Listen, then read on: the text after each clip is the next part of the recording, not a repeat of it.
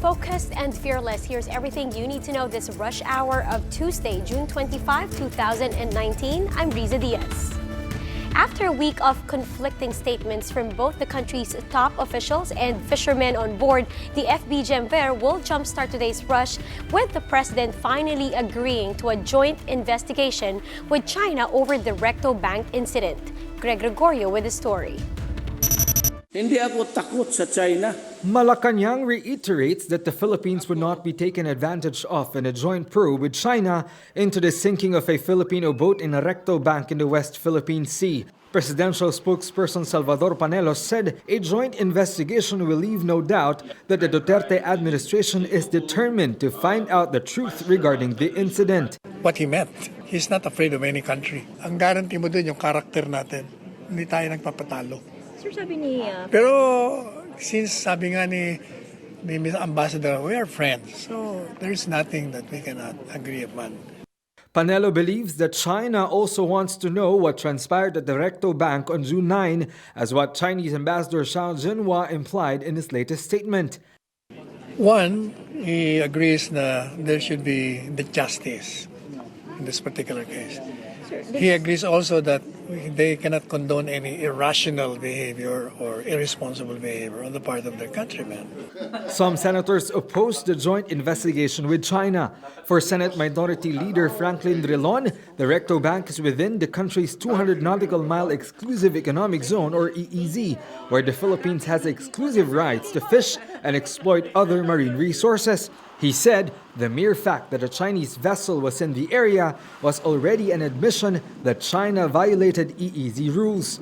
If we are saying that the Recto Bank is within the exclusive economic zone of the country, which fact is confirmed by a ruling of the by the arbitration ruling, then why are we allowing non-Filipinos to inquire into this? We should do it ourselves. For Senator Ping Lacson, the government should take the issue on sovereignty seriously based on the 2016 Hague ruling stating that the Recto Bank is within the EEZ and therefore China has no claim on it. Senator Antonio Trillanes agrees. Sa akin, isang pagsuko ng sovereignty ng ating bansa dahil itong nangyari ito sa exclusive economic zone. Dapat tayo ang nag-iimbestiga rito. At kung meron man neutral country na magagawa nito, ito yung International Maritime Organization. Senator Rizon de Veros is already predicting the outcome of the proposed joint probe as Lutong Macau. But Panelo assures the public that the probe will be fair and that the Duterte administration is working for the best interest of Filipinos. For News 5, Greg Gregorio, we are One News. Some groups are now calling for restraint in the use of water in some leisure venues such as swimming pools and golf courses. This comes as water level in Angat Dam, Metro Manila's main water source, continues to plunge. Shaila Francisco has the report. This resort in Manila has stopped accepting guests for July and August due to the water interruptions. From once a month, the administration has also decided to change water in their pool once every 2 months. They will instead clean the pool every hour. Medyo konti yung events namin, so hindi kami nagpapalit ngayon ng pool. Ina-explain na lang namin na parang medyo close pa yung namin kasi nga gawa nga po ng water shortage. Maynilad and Manila Water estimate that less than half of their customers consume water for commercial use. Still, the bukluran ng manggagawang Pilipino wants to restrict the use of water in pools and golf courses. According to the group, there are over 10,000 swimming pools in the metro, including water parks, resorts, clubhouses, and condominiums, while there are 15 golf courses. Dapat stop muna, mahiya naman sila, grabe naman sila. Wala na naman matubig yung mga pangkaraniwang tao. The Metropolitan Waterworks and Sewerage System, along with Maynilad and Manila Water, support the call due to the declining level of water in Angat Dam. As of 9 a.m. Monday, the water level is at 159.02 meters. The lowest level it had was at 157.57 meters in 2010. By this weekend, authorities project that record to be breached. Angat is crying already. It cannot anymore support yung requirement ng Metro Manila. Angat Dam's water level is not expected to return to the 180-meter minimum operating level until September. For now, the NWRB is retaining the allocation of 36 cubic meters per second for Metro Manila until June. Sa ngayon, I think kakayanin pa. No? Sa ngayon, we cannot really assure na makabalik siya sa normal. Ayaw man natin magkaroon ng adjustment pababa kung sakaling pababa man yung level ng dam. Kaya po, pine-prepare natin yung mga system natin. Meanwhile, the Angat Hydroelectric Power Plant was shut down this weekend after water level in Angat Dam breached the critical level.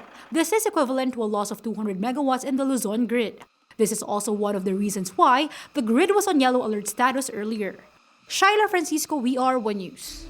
On to some weather updates this rainy Monday morning. We're still closely watching that brewing tropical depression, which was last spotted at 580 kilometers east of Tuguegarao, Cagayan. That's as of 5 o'clock this morning. It is still not expected to make landfall anywhere in the country within the next 48 hours. But the southwest monsoon will still be bringing moderate to heavy rain as well as thunderstorms in central Luzon, including Metro Manila, Calabarzon, Bicol Region, and Mimaropa. Now, the rest of the country will also be experiencing partly cloudy to cloudy skies with isolated rain showers caused by localized thunderstorms. Pag-asa warns of possible flash floods or landslides during severe thunderstorms. That is why, as of 5:30 this morning, classes in all levels, both for public and private schools in Marilao, Bulacan, have been suspended. Now, here are the biggest stories from the dailies. Despite heavy rain in the forecast, water level in Angat Dam continues to decline. State Weather Bureau Pag-asa tells Filipino Star ngayon that the rain showers did not pass by Angat. Water level in Angat dipped further to 158.77 meters as of 6 a.m. early today. That's below critical mark of 160 meters. And the Philippine Star reports it would take the Angat Dam at least 3 months to recover to its normal levels. This means Manila residents would have to endure a few more months to unstable water supply. Pag-asa says significant rainfall is needed and the Angat may reach a 180-meter level once typhoons cross the central Luzon region. Now, while China is big on aggressive maritime actions, Japan has been busy leading the pack in terms of infrastructure projects.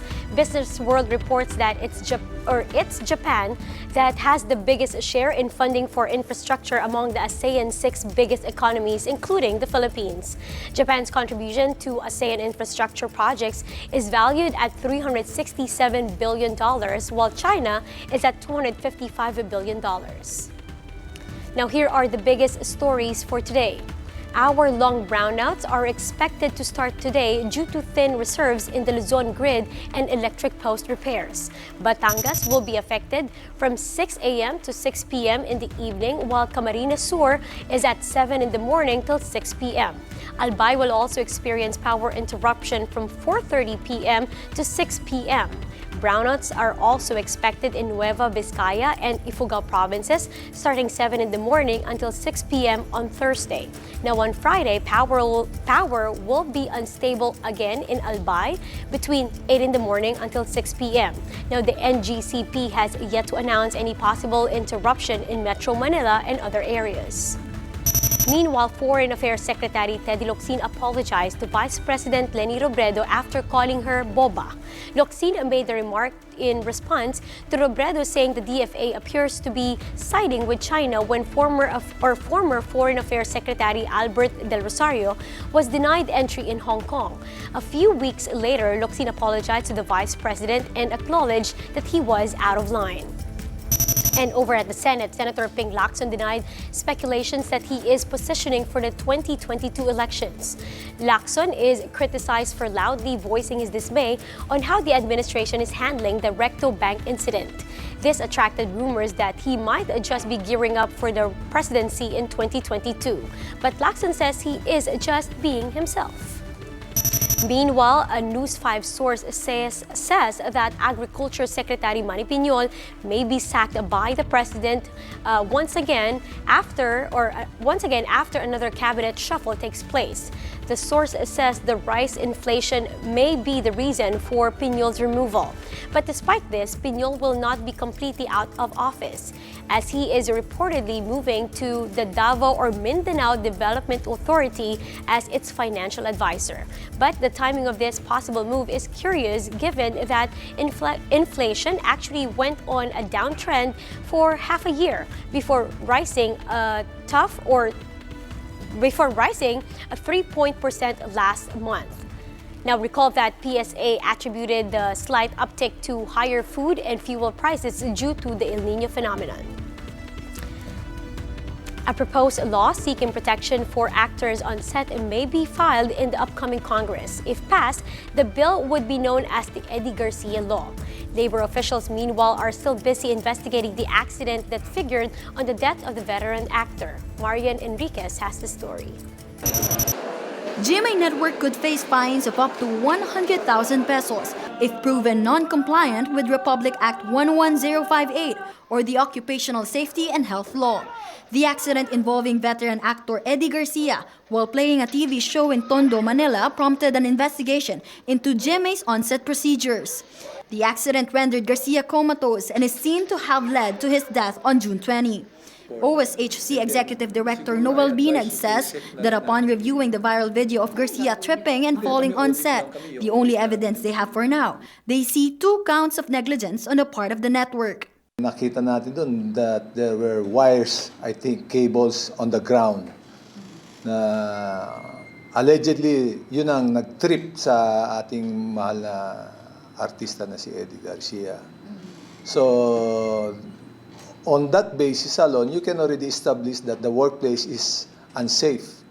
Kasi dapat mayroong mga signages dyan if ever there are unsafe conditions. Binag adds that proper safety and health protocols such as having a medical team on standby were not followed. But once you reach a certain number, let's say 50, and considering the workplace is high risk, maraming example, construction, marami dyan exposure sa different kinds of hazards.